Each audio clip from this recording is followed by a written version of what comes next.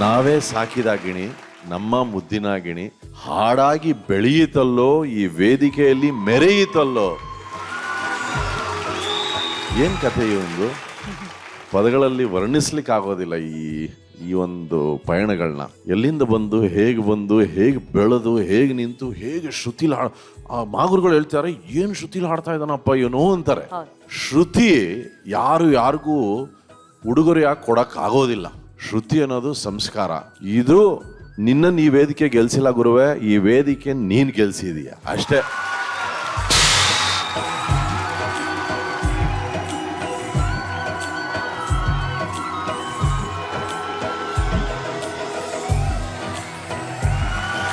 Thank you V sir.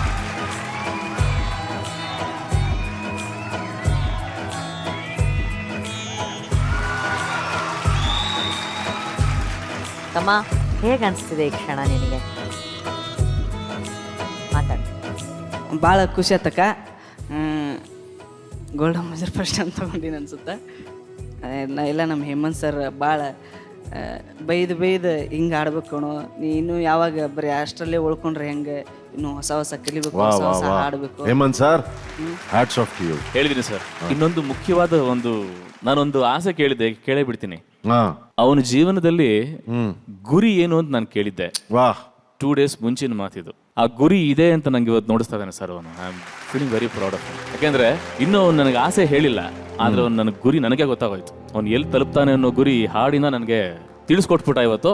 ಏನಂದ್ರೆ sir, ಇವನನ್ನ ಬಂದ್ರೆ ಈ ಕಾರ್ಯಕ್ರಮದಲ್ಲಿ ಹಿಂಗೆಂಗೋ ನೋಡಿದ್ವಿ ಸರ್, ಆದ್ರೆ ಆ ಬೆಳಕು ಅವತ್ತು ನೋಡಿದ್ವಿ, ಇವತ್ತು ಕಾಣ್ತಾ ಇದೆ. ಏನಂದ್ರೆ ಒಂದು ಪ್ರತಿಯೊಬ್ಬನಿಗೂ ಗುರಿ ಕಾಣದೇ ಇರಬಹುದು, ಆದ್ರೆ ನಿಮ್ಮಂತ ಗುರು ಸಿಕ್ಕಿದಾಗ ಗುರಿಯನ್ನ ತೋರಿಸುವ ಕೆಲಸವನ್ನ ನೀವು ಬಹಳ ಸುಂದರವಾಗಿ ಮಾಡಿದಿರ ಹೇಮಂತ್ ಸರ್.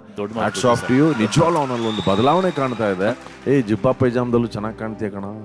ಫಸ್ಟ್ ಟೈಮ್ ಹಾಕೊಂಡ್ರಿ, ಬಹಳ ಚೆನ್ನಾಗಿ ಕಾಣ್ತಾ ಇದೆ ಕಣ. ನೀ ಲುಂಗಿ ಬಿಡ್ಬೇಡ, ಆದ್ರೆ ಇದನ್ನ ಅವಾಗ ಹಾಕೋ ಆತಗೆ. ಸ್ವಲ್ಪ ದೊಡ್ಡದಾಗಿತ್ರಿ sir.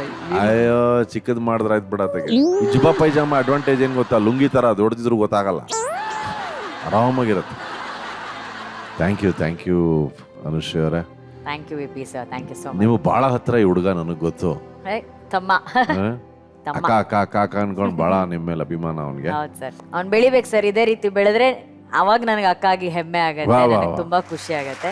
Arjun sir, ಹನುಮಂತಣ್ಣಂದು main plus ನನಗೆ ಏನು ಅನ್ಸುತ್ತೆ ಅಂದರೆ, ಅವನು ಈಸ್ ಬೀಯಿಂಗ್ ಒರಿಜಿನಲ್.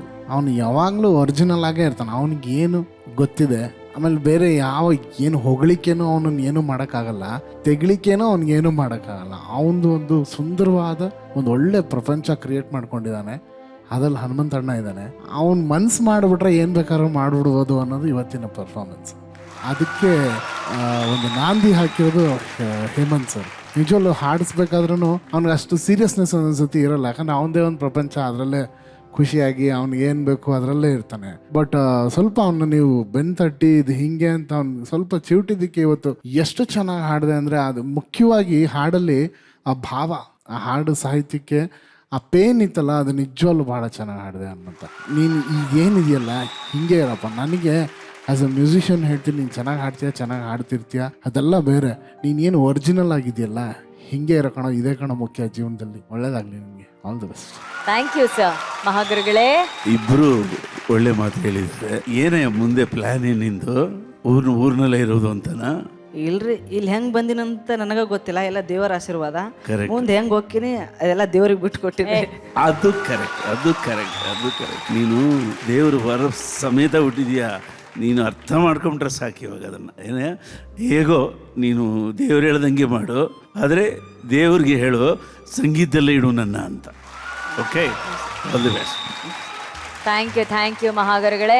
ಹನುಮಂತ ಅಕ್ಕ, ಎಲ್ಲ ಒಳ್ಳೇದಾಗ್ಲಿ ಅಲ್ವಾ? ಒಳ್ಳೆ ಜೀವನ ಸಿಗ್ಲಿ ನಿನಗೆ, ನೀನು ಒಳ್ಳೆ ಹುಡುಗ. ಆಯ್ತಾ? ಅಕ್ಕನ ಚೆನ್ನಾಗಿ ನೋಡ್ಕೊತಾನೆ, ಅಮ್ಮನ ಚೆನ್ನಾಗಿ ನೋಡ್ಕೊತಾನೆ, ಮುಂದೆ ಫ್ಯೂಚರಲ್ಲಿ ಮದುವೆ ಆಗಿದ್ವಿ ಆದರೆ ಹೆಂಡತಿನೂ ಚೆನ್ನಾಗಿ ನೋಡ್ಕೊತಾನೆ. ಬರೋಂಥ ಹುಡುಗಿ ಪುಣ್ಯ ಮಾಡಿರಬೇಕು ಹನುಮಂತ ಅಂತ ಹುಡುಗ ಸಿಗೋದಕ್ಕೆ, ಅಲ್ವೇನೋ? ಖುಷಿಯಾಗಿರ್ಲಿ ನಮ್ಮ ಹನುಮಂತನಿಗೆ ಒಂದು ದೊಡ್ಡ ಚಪ್ಪಾಳೆ.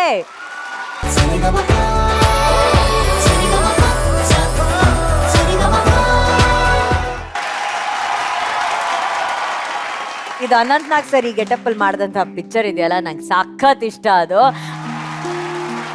Ananth Nag sir is amazing in this movie. ಇವತ್ತು ರಂಗಣ್ಣ ಹಾಗೂ ವಸಿಶ್ರೀ ಅವರ ರಂಗಯ್ಯ ಈ ಹಾಡು ಹೇಗಿತ್ತು ಅಂತ ಕೇಳೋಣ. ವಿ ಪಿ ಸರ್ ವಾ ವಾ ವಾ ವಾ ವಾ ಅದ್ಭುತ. ಅದು ಈ ರೀತಿ ಒಂದು ಪಾತ್ರವನ್ನು ವಹಿಸಿ ಹಾಡನ್ನು ಹಾಡೋದು ಇಟ್ಸ್ ನಾಟ್ ಈಸಿ. ಅದನ್ನು ಬಹಳ ಸುಂದರವಾಗಿ ನೀವು ನಿಭಾಯಿಸಿದ್ರಿ. ಕಡೆನಲ್ಲಿ ಇಲ್ಲಿಗೆ ಬಂದು ನನ್ನ ಹೆಸರು ಕಂಬದ ರಂಗಯ್ಯ ಅದೆಲ್ಲ ಮಾಡಿದ್ದು. ಆಮೇಲೆ ವಸುಶ್ರೀ ಅವರು ಕೂಡ ನಿಮ್ಮೊಂದಿಗೆ ಬಹಳ ಚೆನ್ನಾಗಿ ಸಾಥ್ ಕೊಟ್ರು. ಈ ಪಾತ್ರಕ್ಕೋಸ್ಕರ ನೀವು ಮೀಸೆಗೆ ಎಲ್ಲ ತೆಗೆದ್ಬಿಟ್ರಾ? ಹೌದು ಸರ್.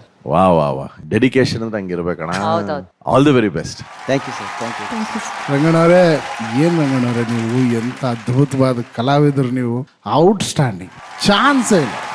Next level. ವಸುಶ್ರೀ ಅವರೇ, amazing expressions, amazing singing, over all act. Live ಅಲ್ಲಿ ಒಂದು ಸಿನಿಮಾ ನೋಡ್ದಂಗಿತ್ತು ಸರ್. ಎಸ್ ಎಸ್ ಲೈವ್ ಅಲ್ಲಿ ಒಂದು ಸಿನಿಮಾ ನೋಡ್ದಂಗಿತ್ತು. ಮಹಾ ಗುರುಗಳೇ. ಇನ್ನೊಂದು ಹಸ್ತ ಕೊಡಿ ಹಿಂಗೆ ಸರ್. ನಿಮ್ಮದು ಹಸ್ತ ತನ್ನಿ ಸರ್. ಇದ್ರ ಹೆಸರು ತ್ರಿಹಸ್ತ ಪ್ರಣಾಮ. ಯಾಕೆ ಅಂತ ಕೇಳೋ, ಯಾಕೆ ಸರ್? ನಿನ್ನೊಳಗಿರುವ ಕಲಾವಿದನಿಗೆ ತ್ರಿಹಸ್ತ ಪ್ರಣಾಮ. ಏನು ಸಹನೆ, ಏನು ತನ್ಮಯತೆ.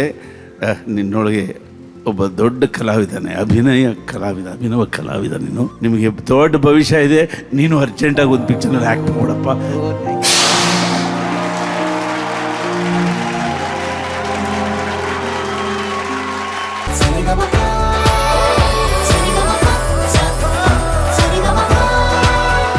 Anvita, you killed it. ತುಂಬ ಚೆನ್ನಾಗಿ ಹಾಡಿದೆ ತಾಯಿ, ಭಾಳ ಚೆನ್ನಾಗಿ ಹಾಡಿದೆ. ಆ್ಯಂಡ್ ನೀನು ನಿನ್ನ ಬಗ್ಗೆ ಎಷ್ಟು ಹೊಗಳಿದ್ರು ಕಮ್ಮಿ ಮಗ. You are amazing. ನೀನೊಂದು ಕಂಪ್ಲೀಟ್ ಆರ್ಟಿಸ್ಟ್. ನೀನು ಒಂದೊಂದು ಹಾಡನ್ನು ನೀನು ಆ ಹಾಡು ರೀತಿ ಹಾಡ್ತಾ ಇದ್ದೀವಿ. ವೇದಿಕೆ ನೋಡಿದಾಗ ಆ ವಾಯ್ಸ್ ಏನಿದೆಯಲ್ಲ, ಆ ಹಾಡಿದ ಒರಿಜಿನಲ್, ಅದನ್ನು ಸ್ವಲ್ಪ ಕಾಪಿ ಮಾಡೋಕ್ಕೆ ಟ್ರೈ ಮಾಡ್ತೀಯಾ.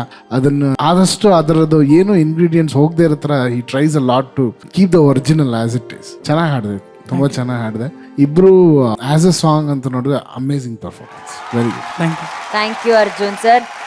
ಕೊರಿಯೋಗ್ರಫಿ ಎಲ್ಲ ಹೆಂಗಾಗಿದ್ದು? ಆಕ್ಚುಲಿ ನಾವು ಮೊದಲು ಪ್ಲಾನ್ ಮಾಡಿದ್ದು ಹೀಗೆ ಜಸ್ಟ್ ಮಾತಲ್ಲಿ, ಅಂದ್ರೆ ಹೀಗೆ ಒಂದ್ಸಲ ಈಗ ಸುತ್ತಾಕ್ಬೋದು ಆಮೇಲೆ ಅಷ್ಟೇ ಮಾಡಿದ್ದು. ಜ್ಞಾನೇಶ, ನೀನ್ ಹೇಳು, ಇಬ್ರು ಹೆಂಗ್ ಪ್ರಾಕ್ಟೀಸ್ ಮಾಡ್ತಿದ್ರು ರಾಜಾ? ಅವ್ರು ನಮ್ದು ಚೌಟ್ರಿಯಲ್ಲಿ ಮೇಲ್ಗಡೆ ರೂಮು, ತಳಗಡೆ ಫುಲ್ಲು ಏಕೋ ಹೊಡೆಯುತ್ತೆ.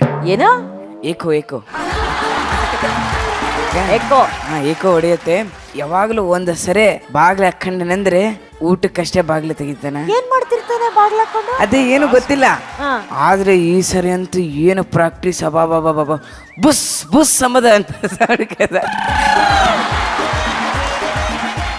ಆಮೇಲೆ ಅಷ್ಟೇ. ನೀನೇನು ಕೇಳಕ್ ಹೋಗಿಲ್ವಾ ಅವನ ಹತ್ರ ಬಾಗಿಲ್ ತಟ್ಟಿ? ಒಂದ್ಸರಿ ಊಟ ಕರೆಕ್ ಹೋಗಿದ್ದೆ, ಆತ ಬುಸ್ ಬುಸ್ ಅನ್ನೋದ್ ನೋಡಿ ಅದಕ್ಕೆ